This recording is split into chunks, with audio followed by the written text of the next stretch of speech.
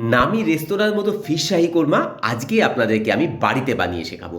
পাকা কাতলা মাছকে লঙ্কার গুঁড়ো আর নুন দিয়ে মাখিয়ে হালকাভাবে শ্যালো ফ্রাই করে তুলে রেখে দিন।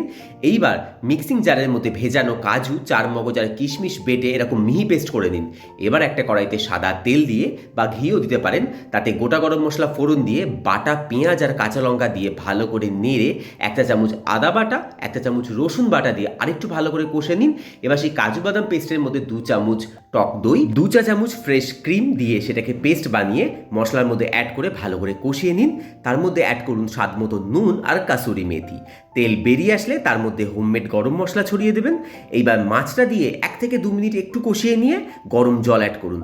ঝোলটা শুকিয়ে আসলে ভালো গন্ধ বেরোলে ওপর থেকে বাটার, ফ্রেশ ক্রিম দিয়ে নামিয়ে গরম গরম ভাত, নান বা পোলাওয়ের সাথে সার্ভ করুন। আর রেসিপিটা ভালো লাগলে প্লিজ চ্যানেলটাকে সাবস্ক্রাইব করে দেবেন। দেখা হচ্ছে পরের ভিডিও নিয়ে। ভালো থাকবেন।